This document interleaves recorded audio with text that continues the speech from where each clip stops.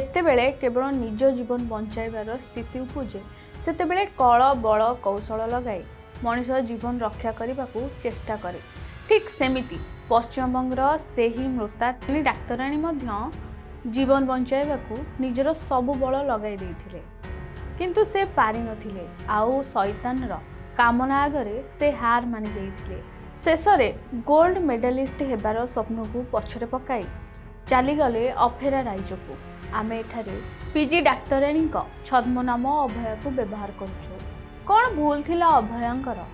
ଲୋକଙ୍କୁ ମୃତ୍ୟୁ ମୁଖରୁ ବଞ୍ଚାଇ ନୂଆ ଜୀବନ ଦେବା ଯାହାର ପେଶା ଥିଲା, ତା ଉପରେ ଏମିତି ଅକଥନୀୟ ଅତ୍ୟାଚାର କରାଯିବା ଅତ୍ୟନ୍ତ କଷ୍ଟଦାୟକ। କୋଲକାତା ଆରଜିକର ହସ୍ପିଟାଲ ଆଣ୍ଡ କଲେଜରେ ଦୁଷ୍କର୍ମ ଏବଂ ହତ୍ୟାର ଶିକାର ହୋଇଥିବା ଟ୍ରେନି ଡାକ୍ତରାଣୀଙ୍କ ଶରୀରରେ 14ଟି କ୍ଷତ ଚିହ୍ନ ରହିଥିବା ପୋଷ୍ଟମର୍ଟମ ରିପୋର୍ଟରୁ ଜଣାପଡ଼ିଛି। ମୁଣ୍ଡ, ମୁହଁ, ବେକ, ହାତ, ଗୁପ୍ତାଙ୍ଗରେ କ୍ଷତ ଚିହ୍ନ ଥିବାରୁ ତାଙ୍କୁ ଭୟଙ୍କର ଭାବେ ଆକ୍ରମଣ କରାଯାଇଥିବା ସନ୍ଦେହ କରାଯାଉଛି। ବଳପୂର୍ବକ ଦୁଷ୍କର୍ମ ସହ ଗଳାଚିପି ହତ୍ୟା କରାଯାଇଛି। ସେହିଭଳି ପ୍ରତ୍ୟକ୍ଷଦର୍ଶୀଙ୍କ ବୟାନ ଅନୁସାରେ ଅଭୟାଙ୍କ ଶରୀର ସେମିନାର ହଲ୍ର ଏକ ପୋଡ଼ିୟମ୍ ଉପରେ ପଡ଼ି ରହିଥିଲା।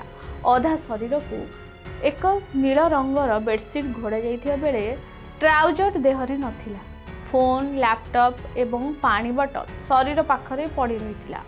ଅଭୟାଙ୍କୁ ଦୁଷ୍କର୍ମ ଏବଂ ହତ୍ୟା ମାମଲାରେ ଗିରଫ ଅଭିଯୁକ୍ତ ସଞ୍ଜୟ ରାୟଙ୍କ ପଲିଗ୍ରାଫିକ୍ ଟେଷ୍ଟ ହେବ ବୋଲି କୋଲକାତା ହାଇକୋର୍ଟ ଅନୁମତି ଦେଇଛନ୍ତି। ଘଟଣାକୁ ନେଇ ସୁପ୍ରିମକୋର୍ଟ ଉଦ୍ବେଗ ପ୍ରକାଶ କରିବା ସହ ଡାକ୍ତରଙ୍କ ସୁରକ୍ଷାକୁ ଦୃଷ୍ଟିରେ ରଖି ଟାସ୍କଫୋର୍ସ ଗଠନ କରିଛନ୍ତି। ତେବେ କେବେ ମିଳିବ ମହିଳାଙ୍କୁ ସମ୍ମାନ, ସୁରକ୍ଷା ଆଉ ନ୍ୟାୟ, ଯାହା ବର୍ତ୍ତମାନ ସମୟର ବଡ଼ ପ୍ରଶ୍ନ। କୋଲକାତା ଆରଜିକର ମେଡିକାଲ କଲେଜ ଓ ହସ୍ପିଟାଲ ଟ୍ରେନିଂ ଡାକ୍ତରଙ୍କୁ ବଳାତ୍କାର ଓ ହତ୍ୟା ମାମଲାକୁ ନେଇ ସାରା ଦେଶରେ ଚାଞ୍ଚଲ୍ୟ। ଅଗଷ୍ଟ 9 ତାରିଖ ସକାଳ ସମୟ। ହସ୍ପିଟାଲରେ ନାଇଟ୍ ସିଫ୍ଟ କରୁଥିବା ଷ୍ଟାଫ୍ ଡ୍ୟୁଟି ସାରି ଘରକୁ ଫେରି ଯାଇଥିଲେ। ମର୍ଣ୍ଣିଂ ସିଫ୍ଟ ପାଇଁ ଅନ୍ୟ କର୍ମଚାରୀମାନେ ହସ୍ପିଟାଲ ଆସିବାରେ ଲାଗିଥିଲେ। ସେମାନଙ୍କ ଭିତରୁ ଜଣେ ସେମିନାର ହଲ୍କୁ ଯାଇଥିବା ବେଳେ ସେଠାରେ ଅଭୟା ଅର୍ଦ୍ଧଲଗ୍ନ ଅବସ୍ଥାରେ ପଡ଼ି ରହିଥିବା ଦେଖିଥିଲେ। ଘଟଣା ଜଣାପଡ଼ିବାର 3 ଘଣ୍ଟା ପରେ ପୀଡ଼ିତା ଆତ୍ମହତ୍ୟା କରିଥିବା ନେଇ ପରିବାରକୁ ଫୋନ୍ କରି ଜଣାଇଥିଲା କଲେଜ କର୍ତ୍ତୃପକ୍ଷ। ଘଟଣା ଦିନ ରାତି 8ଟା ବେଳେ ପୀଡ଼ିତା ତାଙ୍କ ମାଙ୍କ ସହ କଥା ହୋଇ ରାଉଣ୍ଡରେ ଯାଇଥିଲେ। ରାଉଣ୍ଡ ଶେଷ କରି 2ଟା ବେଳେ କ୍ୟାଣ୍ଟିନ୍ରେ ଅନ୍ୟ 4 ସହକର୍ମୀଙ୍କ ସହ କିଛି ସମୟ କଥାବାର୍ତ୍ତା ହୋଇଥିଲେ ଏବଂ ପରେ ବିଶ୍ରାମ ନେବା ଲାଗି ସେମିନାର ହଲ୍ ଯାଇଥିଲେ। ପ୍ରମାଣ ନଷ୍ଟ କରିବା ପାଇଁ ସେମିନାର ହଲ୍କୁ ଭାଙ୍ଗି ସେଠାରେ ନିର୍ମାଣ କାର୍ଯ୍ୟ ଆରମ୍ଭ ହୋଇଛି। ମେଡିକାଲ କଲେଜର ପ୍ରିନ୍ସିପାଲ ସନ୍ଦୀପ ଘୋଷ ନିଜ ପଦରୁ ଇସ୍ତଫା ଦେଇଛନ୍ତି। ଘଟଣାର ଯାଞ୍ଚ କରୁଥିବା ସିବିଆଇ ସ୍ୱତନ୍ତ୍ର ଟିମ୍ ପକ୍ଷରୁ ଅଭୟାଙ୍କ ବଳାତ୍କାର ଏବଂ ହତ୍ୟା ଘଟଣାର ପୁଙ୍ଖାନୁପୁଙ୍ଖ ତଦନ୍ତ ଚାଲିଥିବା ବେଳେ ସନ୍ଦୀପଙ୍କୁ ପଚରାଉଚରା କରାଯାଉଛି। ଅପରାଧୀ ଯେତେ ଚାଲାକ ହେଲେ ବି କାହିଁକି ଘଟଣାସ୍ଥଳରେ କିଛି ନା କିଛି ପ୍ରମାଣ ଦେଇଯାଏ, ସେମିତି ସଞ୍ଜୟ ବି କରିଥିଲା। ଡାକ୍ତରାଣୀଙ୍କ ସହ ବର୍ବରତା ଘଟାଇବା ପରେ ଅଭିଯୁକ୍ତ ନିଜ ବ୍ଲୁଟୁଥ୍ ସେଠାରେ ଛାଡ଼ି ଫେରାର ହୋଇଥିଲା। ଘଟଣାର ସୂଚନା ପାଇ ପୋଲିସ ସେମିନାର ହଲ୍ରୁ ଏହି ବ୍ଲୁଟୁଥ୍କୁ ଜବତ କରିଥିଲା। ଆଉ ଯେତେବେଳେ ପୋଲିସ ପକ୍ଷରୁ କିଛି ଜବତ ଫୋନ୍ରେ ଏହି ବ୍ଲୁଟୁଥ୍କୁ କନେକ୍ଟ କରାଯାଇଥିଲା, ସେତେବେଳେ ସଞ୍ଜୟର ଫୋନ୍ରେ ବ୍ଲୁଟୁଥ୍ ସଙ୍ଗେ ସଙ୍ଗେ ପେୟାର ହୋଇଥିଲା। ଏହାପରେ ଘଟଣାର 24 ଘଣ୍ଟା ମଧ୍ୟରେ ପୋଲିସ ସଞ୍ଜୟକୁ ନିଜ ହେଫାଜତକୁ ନେଇଥିଲା। ସିଭିଲ ଭଲାଣ୍ଟିୟର ସଞ୍ଜୟର ଡାକ୍ତରଖାନାକୁ ଯିବା ଆସିବା ପ୍ରତିଦିନ ଲାଗି ରହିଥିଲା। ଘଟଣା ଦିନ ରାତିରେ ମଧ୍ୟ ସେ 2 ଥର ହସ୍ପିଟାଲ ଭିତରକୁ ଯାଇଥିଲା। ସକାଳ ପ୍ରାୟ 4:37 ହସ୍ପିଟାଲରୁ ବାହାରି ନିକଟସ୍ଥ ପୋଲିସ ଶିବିରକୁ ଯାଇଥିଲା ସଞ୍ଜୟ। ଜାତୀୟ ଗଣମାଧ୍ୟମ ରିପୋର୍ଟ ମୁତାବକ ସଞ୍ଜୟ ଦୁଷ୍ଟ ପ୍ରବୃତ୍ତିର ଥିଲା। ଘଟଣା ଦିନ ସଞ୍ଜୟ ମଦ ପିଇଥିବା ତଦନ୍ତରୁ ଜଣାପଡ଼ିଛି। ସିସିଟିଭି ଫୁଟେଜ ମୁତାବକ ସେଦିନ ସଞ୍ଜୟ ସେମିନାର ହଲ୍ରେ ପାଖାପାଖି 40 ମିନିଟ୍ ବିତାଇଥିଲା।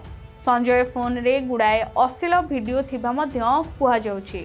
ତାର ବିରୋଧରେ ନିର୍ଯାତନା, ଡରାଧମକା କରିବା ସହ ନିଜ ଗର୍ଭବତୀ ସ୍ତ୍ରୀକୁ ମାରପିଟ ଅଭିଯୋଗ ରହିଛି। 4 ମହିଳାଙ୍କ ସହ ବାହାଘର ରଚିଥିବା ସଞ୍ଜୟର तीन स्त्री तार अमानुषिक व्यवहार पाई छाड़ी चली जाइछंती। आउ जनकर कैंसर जोगु मृत्यु घटिछि। आरजीकर हॉस्पिटल एंड कॉलेज रो इतिहास उपरे जदि आमे नजर पकाइबा तेबे 2020 रे इमरजेंसी बिल्डिंग रे जणे पीजी डाक्तरी छात्री मृतदेह मिलिथिला। पुलिस एवं डाक्तरखाना कर्तृपक्ष छात्री मृत्यु को आत्महत्या कहिथिबा बेले घटनास्थल कौनसी सुइसाइड नोट मिली नथिला। से समय कोविड नहीं लोक आतंकित थिबा बेले घटनार गुरुत्व कमी जाइथिला एवं एहाकु नेई सेते हो हल्ला होई नथिला। से भली 2001 एवं 2003 रे दुई जन छात्रंकर संदेहजनक भावे मृत्यु होइथिला, जहाकु कॉलेज कर्तृपक्ष आत्महत्या बोली कहिथिले। से घटना सबुर सत्यासत्य एबे भी अजଣା।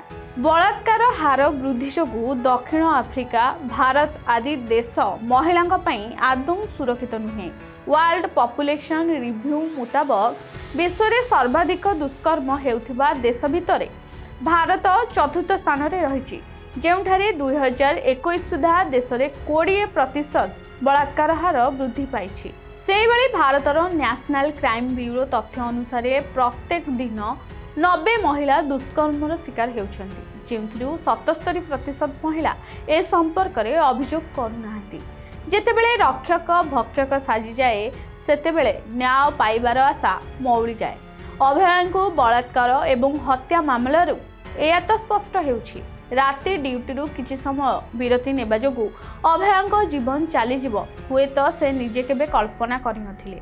31 वर्षीय जूनियर डाक्तराणी को न्याय देबा पाई सारा देश एवं एकजुट होइछि। न्याय दाबी रे डाक्तर एवं छात्र छात्री रास्ता को ओह्लाई प्रतिवाद करुछन्ति।